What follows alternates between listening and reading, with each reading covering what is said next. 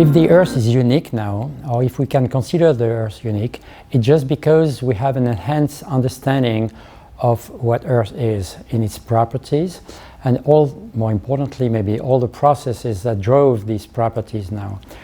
And of course, in the ancient time, when we didn't have this knowledge, we could consider, or they could consider, that essentially the Earth is a body of a given mass, possibly a given distance to the star, the Sun, and so to find elsewhere a planet with similar properties, although of course we never get exactly the same mass, exactly the same distance, and so we know that just because of very tiny differences we'll not have exactly the same pattern afterwards, but it could be sufficiently similar for the people to consider that elsewhere there should be, or there could be, Earth-like planet.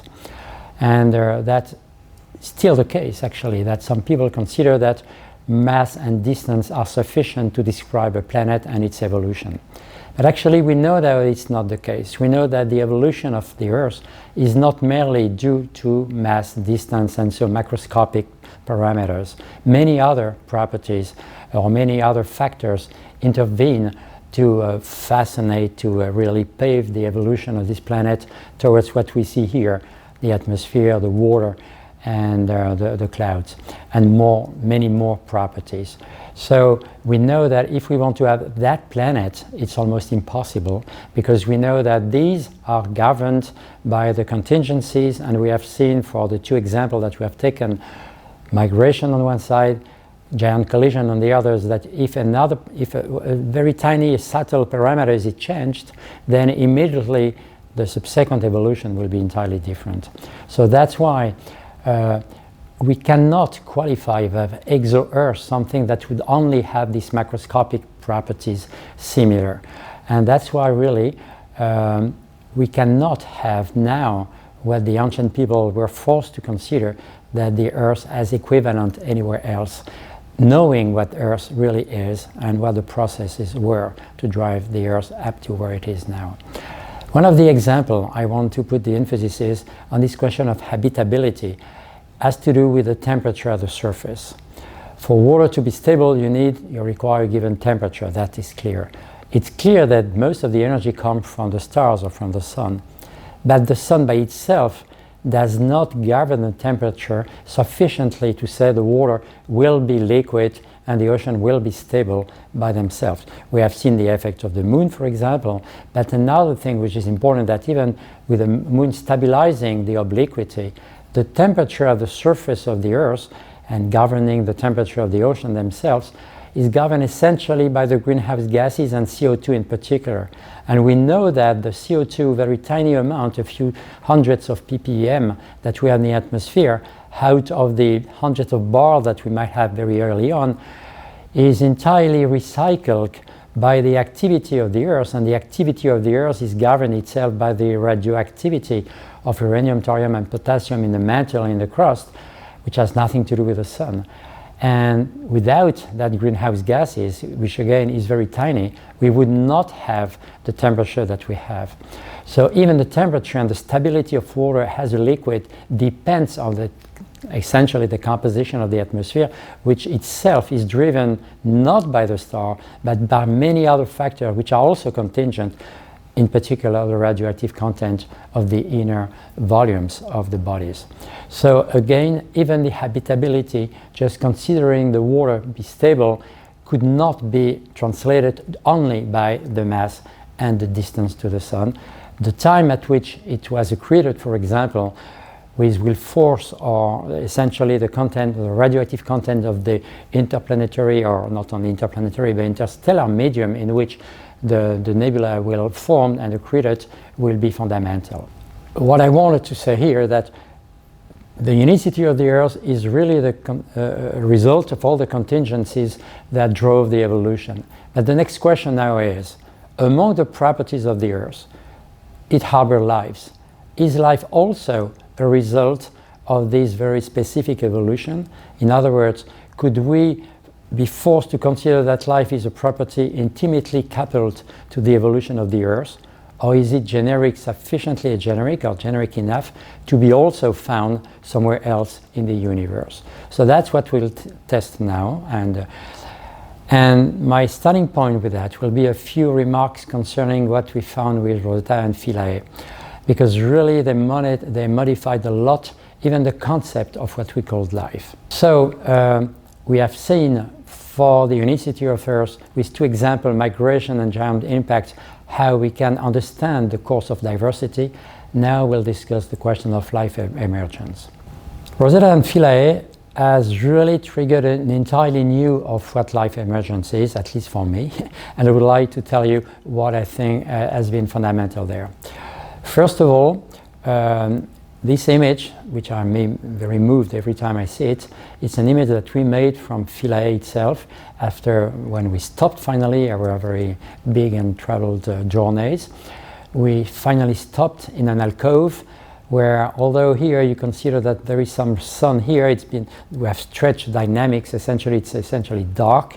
There is no sun arriving there. That's the reason why we could not really reactivate the battery themselves and recharge the battery and reactivate the activity of Philae after a while. But during the first 60 hours, well, we could observe it. We confirmed something which is one of the major results, I think, of both Rosetta and Philae, that the bulk of the material is not ice. There was always this idea that a comet is essentially made of ice, and we had this idea just because when a comet comes close to the sun or to a star, it essentially, the ice sublimates and it makes this big tail that everyone knows as really the sketch of a comet with a coma, and that's why it's called comet, which is an envelope, and the tails. What has been shown here that the ice is only maybe 10, 15, 20%. All the rest are grains, and the majority of the grains are carbon-rich grains, organic grains. And that's why I made this acronym organize. If you put an E at the end, organics, as you know, means organic matter in English. If you put an E there, it's organize, meaning that the ice is really embedded in the organics. That's really what a comet looks like. So that's the first point.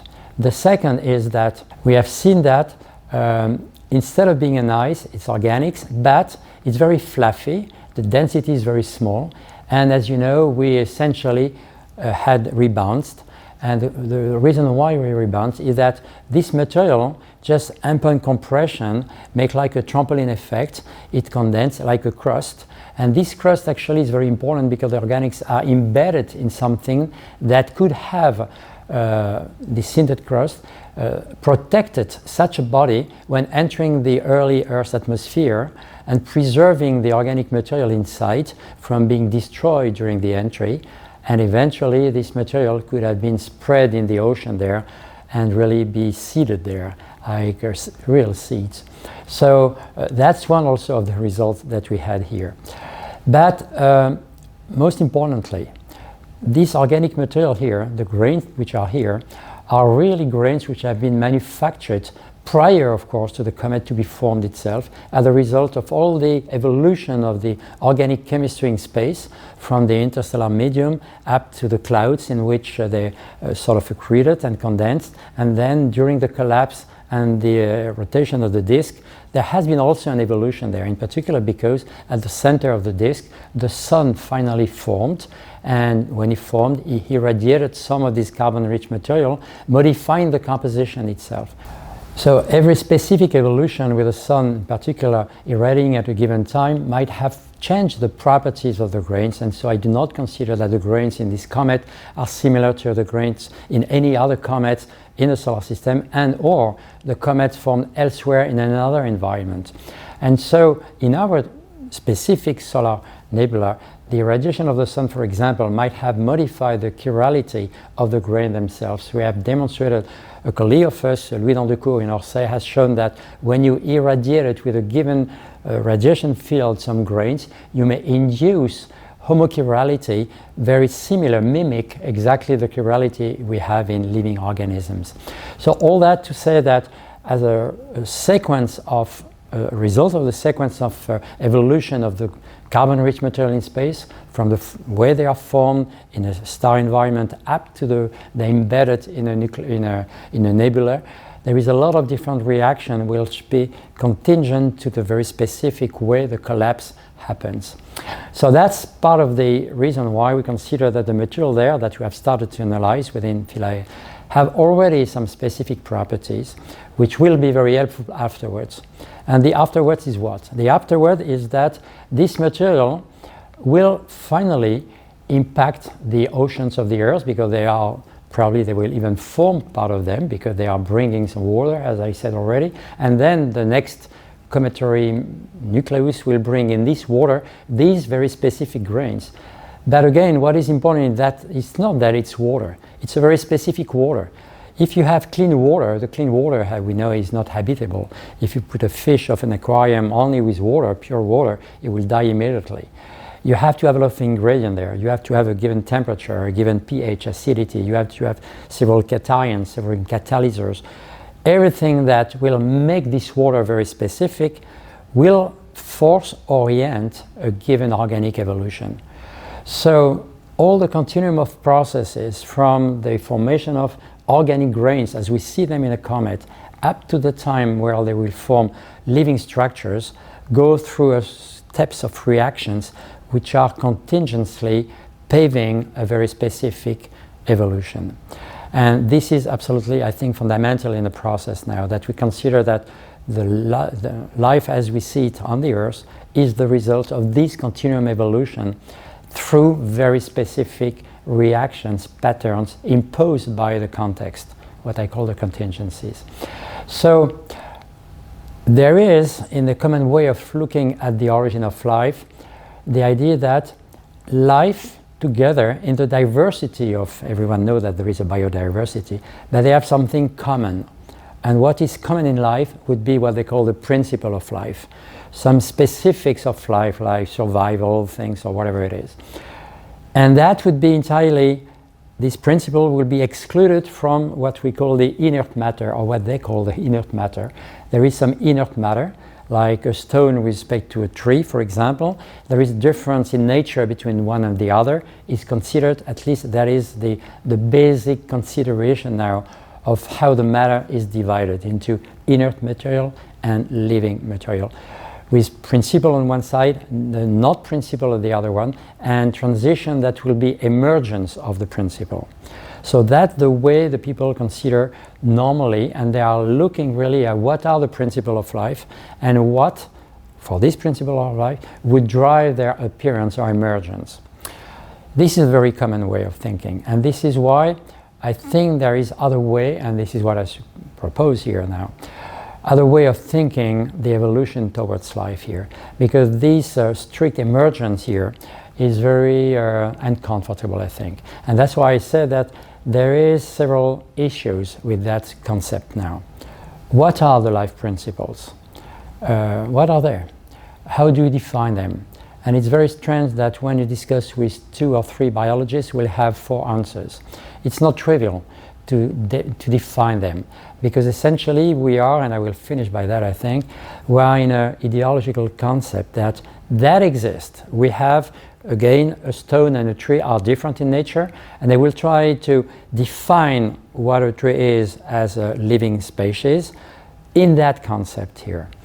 I think this is really a very difficult thing, because then it will go, as we'll see, toward the origin, and it's, of course, creationism would solve the issue, but you cannot validate that.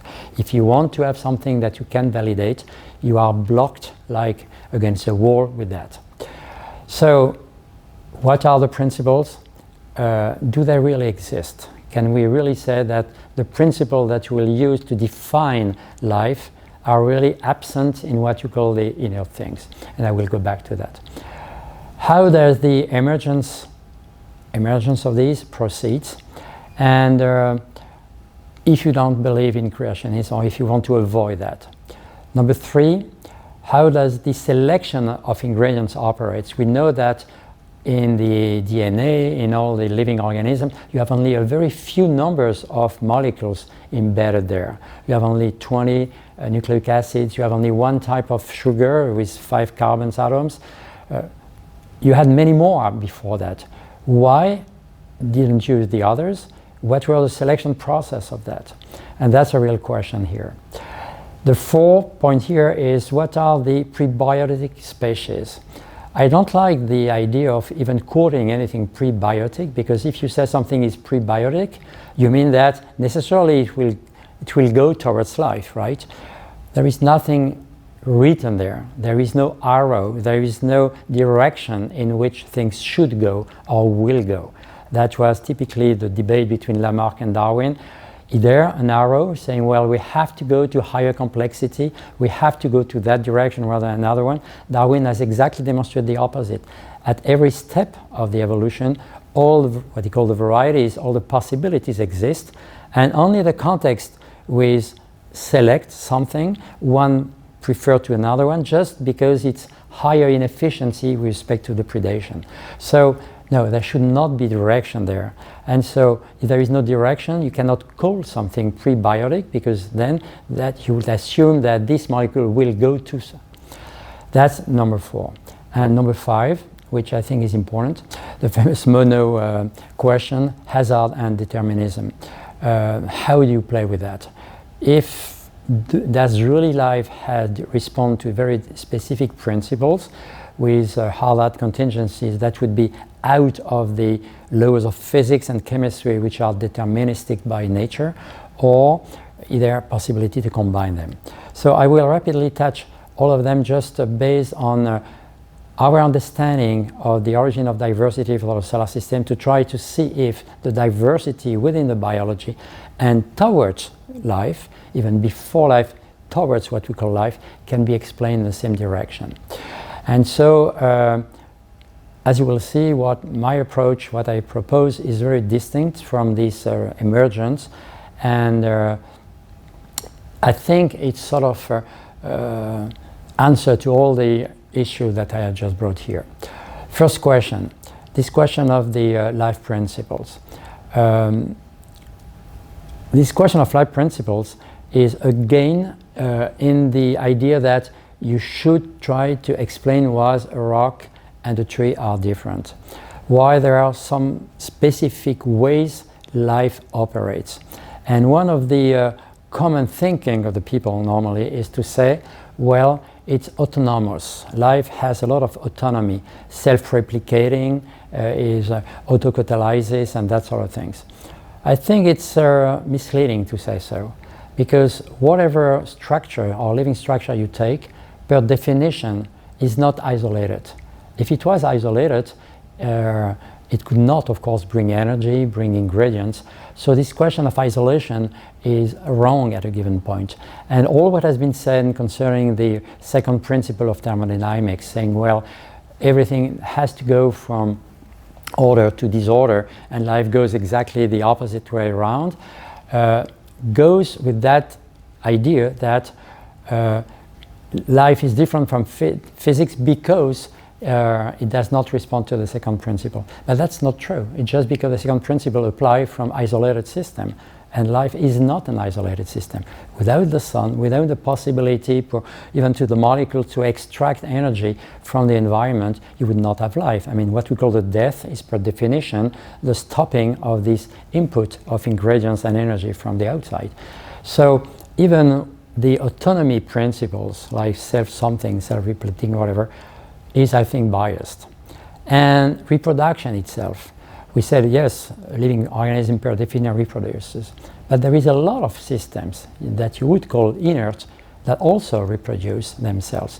A dynamical cloud, for example, it will shift in different subsystems that all of them will also try to reproduce. For example, now everyone agrees with the sentence like poussière d'étoile, we are stardust.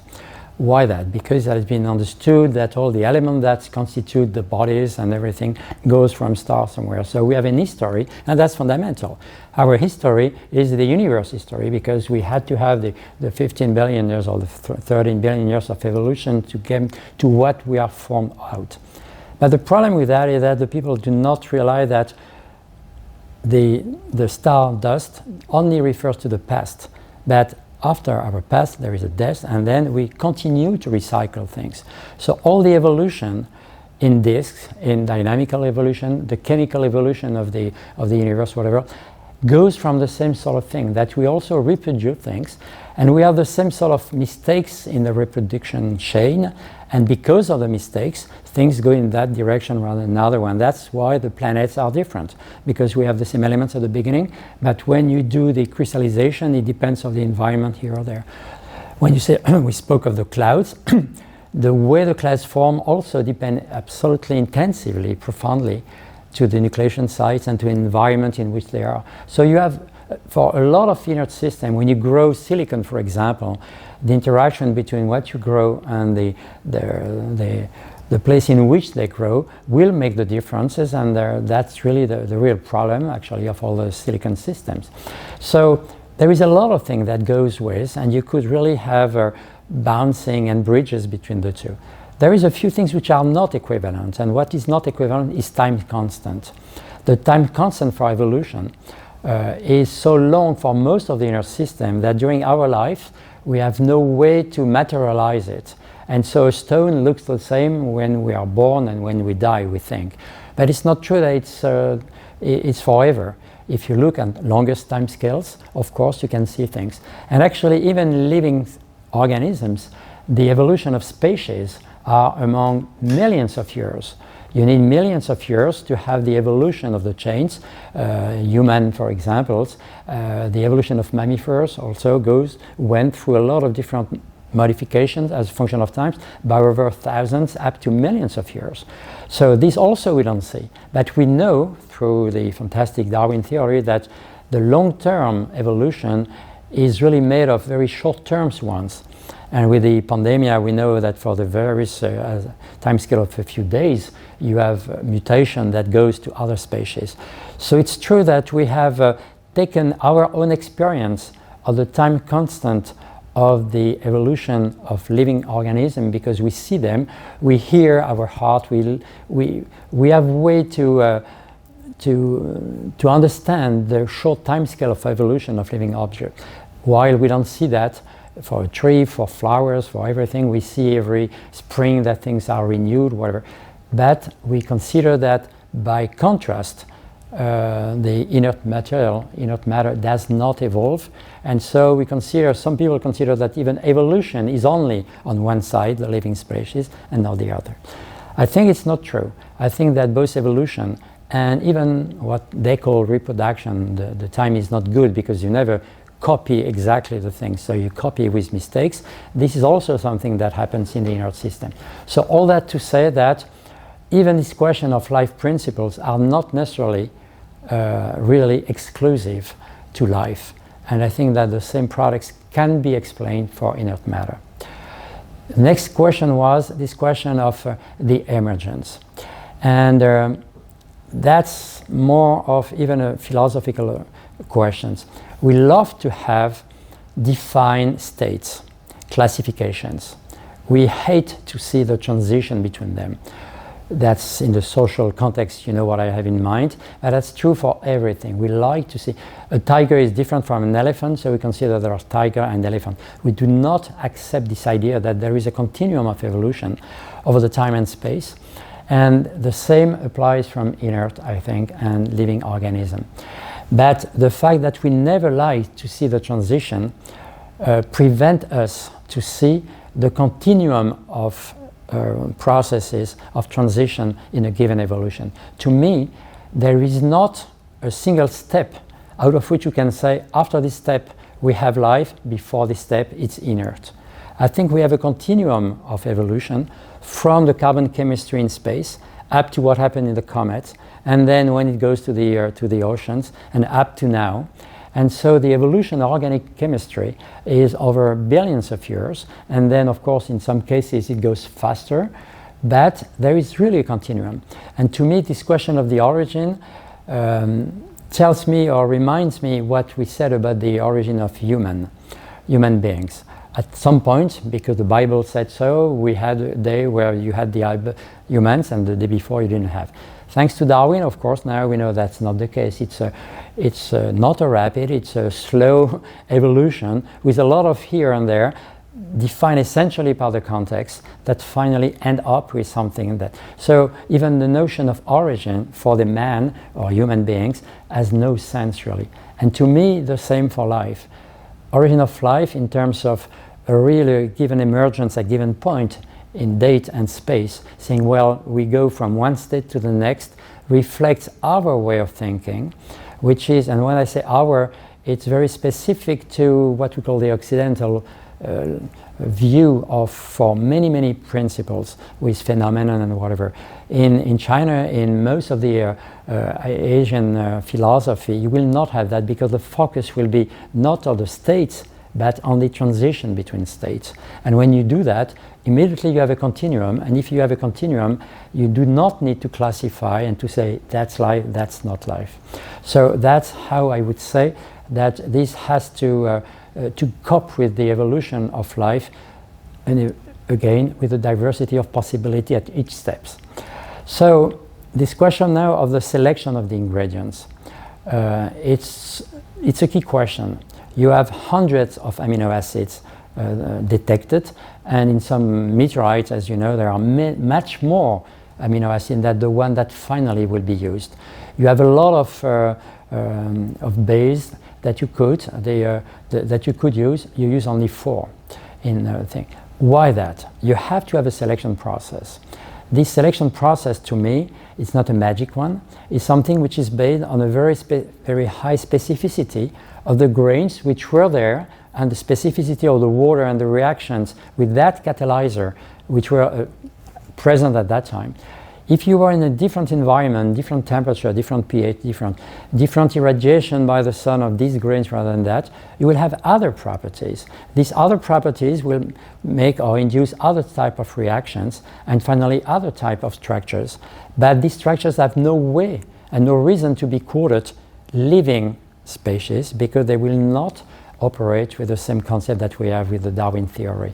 So again, I think that this selection of ingredients is fundamental, and I think it's entirely determined by the very specific properties of the grains, the water and whatever, in which the evolution takes place. And again, exactly as we saw that for migration and the giant impact, if something changed in terms of the composition of this and that, the ratio cation this rather than that, you will of course have something else. It's not that we'll have nothing, the carbon chemistry will not stop, but it will give something entirely different with no reason, because again there is no principle of life to call that as living organism. Then this question of enabling probiotic, I think I have covered that already, so we don't need really to elaborate more than that. Contingents, again, has manufactured what was required to get to the evolution that we contemplate on the Earth, but it's not because we contemplate that on the Earth that it is universal. So now a question of hazard and determinism, which is really sort of key, because normally it's said that in physics, whatever, the laws are deterministic, which is true, but why do we have hazard, and why we have hazard for life and not in physics? And I think the answer is sort of straightforward. We have also hazard in physics, but it does only translate something very special, which is the fact that we are not capable of identifying all the processes involved in something. When we say, for example, that, I don't know, a given meteorite arrived exactly here. If it arrived somewhere else, it would have done something entirely different.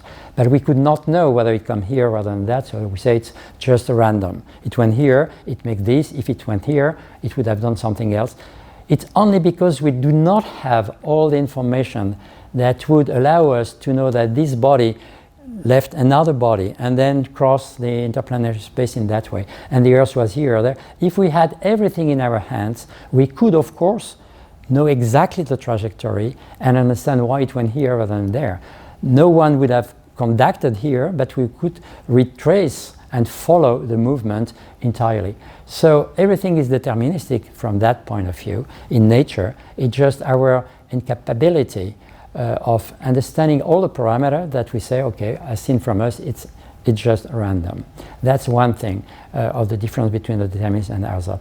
But there is also something different, is that we know now from the chaotic theory of Poincaré, which was in 1902, so really it's long before, that if you really want to know exactly, for example, a trajectory, the force is important, but not only that, we have to know the initial conditions of the movement. We know that if there is a small change or a small difference in the initial conditions of two things, after a given while, the trajectory will be sort of chaotic. Doesn't mean that you will not know where to go, but you cannot predict it to the level that might be necessary to predict something. Meteorology is obviously something that everyone knows, but for example, you play tennis, you want to send the ball in that place. You know that if you give a huge force here, it will get there. If you want to redo exactly the same afterwards, you will be incapable of doing that. You will try to, but it's never 2 times exactly the same. The same with a football, of course. You take, I don't know, a flower, a rose. Every spring you will have new rose. When you look at the rose, or different roses in the same bush, you will see that there are not two strictly identical. They are all different. It depends what your distance from the rose to see. They are all different, but still they are sufficiently similar that you know it's a rose. So that's really the key things here. And then you can really understand the difference between the coupling between the determinism and the hazard. There are differences. The question is, what is the level of differences with respect to what will determine the evolution? And as a rule, the contingency will play a larger role if the energy involved in the evolution is lower. When you have huge energies involved, like what you call the strong interaction, which only operates in stars, you know that when you have hydrogen with huge energy, because it's very hot, millions of degrees, it only can synthesize helium. The number of possibilities is very limited. So if you know the starting point, because the energy involved is so high, you know essentially how to predict the rest. It's almost entirely deterministic. And that's why we can classify the stars. But as soon as the level of energy is smaller, down to what is included in the chemical evolution and even the different chemical forms of links, then it's so small that you can really rapidly intervene with something which would have seemed to be not influential. When I say for the tennis, for example, if the wind exists, but if you have a huge velocity at the beginning, you have to have a huge wind to get the ball back to you, right? If you only send it very slightly like that, of course, the wind might be efficient here. So it's exactly the same in reactions. And the fact that for living organism, it's only what we call the electromagnetic energy which is involved there, the forces, interaction, with very low level, less than 1 electron volt, then any sort of factor that will have about the same effect, because the temperature might be important then, and by the temperature you add a new energy there, you can modify the determinism of the initial force to something that finally will cause a huge variety of possibilities, and that will cause the diversity of the evolution there. So again, it's not that someone else here will randomly impose something, it's just that you cannot control all the factors, and you will less and less be capable of controlling the factors if the forcing dominant force is at very low energy level. And with that in mind, you can sort of compare what happened with the inert and living organism, and you will see that there are a lot of bridges between the two. So the ancient paradigms were the one that we discussed previously, right, with essentially complexity increasing, and you know how to put there. There are a lot of things in that which were conceived as fundamental, which are fundamentally, I think, wrong. And one of them, of course, is the arrow. The fact that you have an arrow, you know where to go. It means that, of course, different things. It means either that someone wanted to, that someone controlled the evolution, and you are forced to get there. And even if at some place some contingencies arrive, you still have the idea that you have to go in one direction. And I think that although it's still the dominant way of thinking in our world, I think that there is a lot of reason now to consider that that's not the way it goes. So what I like is to build another sort of diagram in which you don't have any arrows. I put that still in the same order for the people to sort of balance it with the previous one. But from the Big Bang itself, you go to atoms, but you are not even forced to go to these atoms. There was nothing written in the marble that with 3 quarks you have to combine them to make 1 proton. You could have think of another contextual environment in which other sort of particles could be there. And then from atom to molecule the same. You could really think of other content that will make something different.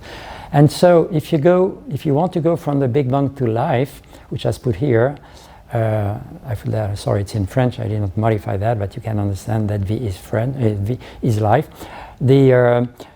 It's not a single line, it's a very, and there are much more than these, of course, here. And what is important that life goes only in one of the branch. Many of the other branches go with a lot of evolution. You have a lot of organic matter here and there, but what we call life is only on one very specific one. What I could not put here, because it would have made the diagram too complex, is to put the solar system on that. And this is, of course, on what I would like sort of end here, to summarize what I think, as I say here, very highly controversial conclusion. What I think is that life is really the result of a very complex suite of reactions, each of them dominated by the contingencies, again, by the possibilities to have a lot of different branches, and only the context will favor that. And what I call the context is the mass ratio of Saturn and Jupiter, or the mass ratio of Theia with Gaia, or that sort of thing, the angle of impact, or whatever you want. So there is a lot of, the diversity is probably more than infinite. If you look at the migration, for example, for Saturn to start its migration at a given state requires a lot of different parameters fixed, but they have not been frozen forever. They just are themselves the result of the previous evolution of the cloud. So again, life is only one specific evolution to me of the organic carbon chemistry. And if I put that, it's just to say that, of course, carbon, for basic reasons, has a lot of capability to make compounds, molecules. You cannot avoid, when you put carbon somewhere, that if you have an oxygen or whatever goes there, they will go together. That's the result of the electrical property of this atom. So carbon chemistry, of course, exists and will exist and has existed and it will exist in many different fashions, here or there. But the very specific way you will construct the carbon grain, for example, the carbon polymer or the carbon complex chemistry, will be the result of a rather complex mixtures of contextual constraints that will, in one case, very specifically, lead to what we call life on Earth. So you understand where I want to go there, that to me, even exobiology, although it's an exobiology course here, it's probably a biased and misleading word, because I really consider that life is intimately connected to the idea, to the evolution of the Earth, because if the Earth had a different evolution, the water would have been different. The evolution of the continent water, for example, putting the cation there, would have been different. The tectonic recycling of species would have been different. And so it's not to say that you would not have had anything, but you would not have what we call life. So that's really the first point here. And so there, clearly, to me, life is intimately coupled to the evolution of the Earth. So I said afterwards, this is really only possible if we understand that the diversity is key to all evolution. So there is no arrow, there is no grid need from anyone to control that. So that's against many of our ideological direction of thinking that we had over the centuries, acquired, and then we are still here. So that important.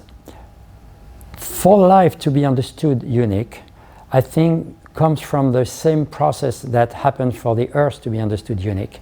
The Earth is unique only now because we understand the properties of the Earth in a much more detailed, refined way that we did in the past. Copernicus had no way to understand that the Earth is different from the other planet, because for him it was a body at a given time, at a given mass, rotating around the sun at a given distance. With that in mind, of course, you may have that exactly at the same, because you didn't have the chaos in his mind, you may have that repeated as many times as you want. And for Giordano Bruno, of course, it was the same, because they had no possibility to invest themselves in the properties of what the Earth is. Although he saw the diversity here, he had no way to know whether or not such a diversity is unique. Now that we do know that, and we do understand the reason why, I think we understand the unicity of the Earth because of that. And that's why I think that what we have said already today, the search for exo-Earth somewhere else is, to me, something like a nonsense or an ancient view, I would say. But for life, I think we are very close to that also, but with some delay. We are not at the same stage to understand all the processes that paved the evolution of the carbon organic matter from the initial cloud up to now. So we don't know precisely what the composition is. We have tried or started that with Rodella and Philae. We are now completing that now with samples brought back from carbon-rich material back to our lab, and with the mission Hayabusa 2, we are exactly in that configuration. Then now we are in our labs the carbon-rich material to be analyzed, and we'll try to see if it's possible, with the few grams of material that we have, to understand the specificity of these, for example, with respect to reality, but also for others that will explain why out of these grains, put in a very given and specific environment, water with this rather than that, we can go to the complexity of the biodiversity we see on the Earth. But again, it's very important to understand that that is directly connected to a refined understanding of all the steps that pave the evolution of life. So, to finish with, lots of people say, yes, of course, we have life here, but we could have life elsewhere, eventually, in different forms. Saying, well, instead of carbon, you take silicon, instead of water, you take another liquid or whatever. That's not inconceivable, that somewhere else you will have another evolution. My point is that this will not be life. This will be organic evolution, life being a specific one. So I am against this idea that if you put, for example, silicon together, we know how to grow silicon. And it's true that with silicon you can have a lot of different structure, much less complex, because silicon is less capable of doing this polymerization that carbon does. But still, you have defects, you have point defects, you have dislocation, you have a lot of things that mimic the defects also in the carbon-rich replication organisms. But all the chains that left to this specific evolution that we call life is different. So I hate the idea to say, well, okay, what you say is fine, it's contingent, but somewhere else with other ingredients you will have exactly, finally, the same principle. Life principle, I think, do not exist. That's one key thing here.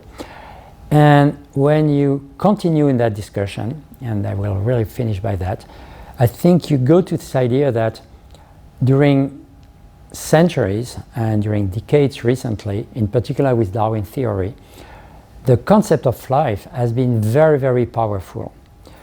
And it was on an operational basis fundamental in enabling, in particular, Darwin to explain how life, within life, you could have this evolution in the diversity of what we see here with millions of species and this and that.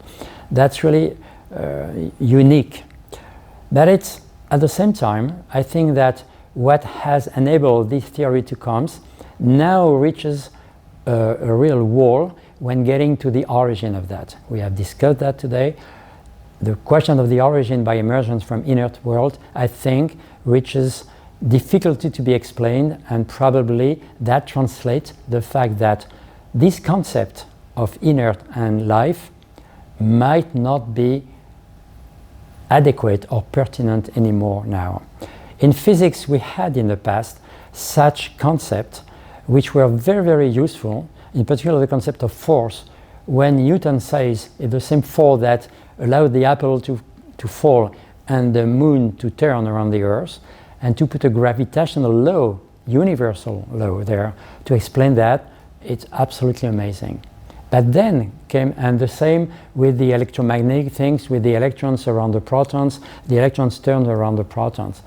Up to the time when the people say that it's black magic here. How does the electron know that there is a protons? How does the Earth knows, or the apple know that the Earth is there? There should be some information that goes here and there. And so the concept of force itself has been forced to move recently toward what we call interaction, saying, well, if an electrons and a protons interact and keep one around the others, it essentially becomes constantly another force, another particle that we call the boson, just make this information goes from one to the next. You cannot explain. For gravity it's different because Einstein explained how the mass had changed the local gravity, the local space actually.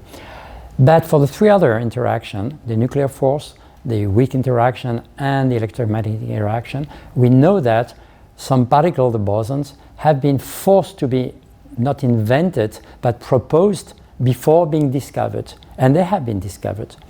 And so that's why now the concept of force, which are so useful during centuries really, enabling, for example, to determine a trajectory of a body, that's fantastic. But beyond that capability, they were forced now to be overtaken, bypassed in a sense, and changed to another concept that would really fit with the past and the future, what we know now. And I think that for life, we are very close to that now. If we are close by the fact that we don't need it anymore. It has been very useful to understand why within the biology on the Earth we can explain the evolution through the theory which has been built based on this existence of nature, difference of nature between a stone and a tree, as I said.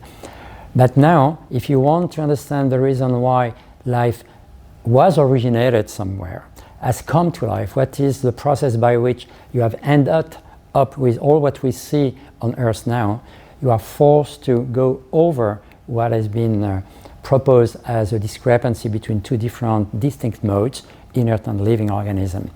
And if we agree on that, then the question of exobiology might be modified in its semantic, at least, translation. That's why I think life is very close to the point reached to make these changes. One step further should be made now. Okay, so that was the idea that we have now out of the exploration of the solar system. Just to finish, we started today with these charts saying, well, up to the space era, Earth was the sole planet, and we tried to extrapolate what we knew out of our understanding of what the Earth is, and the same for the solar system. We use the unification dogma to say Earth is a generic standard planet, life is a generic evolutionary process. I put some question marks, and after these 3 hours and after the space exploration, I think we can really stand that Earth is unique by the understanding of what Earth is. And I think really that it's more controversial, as I said, that life also is unique, being intimately connected to the unicity of the Earth.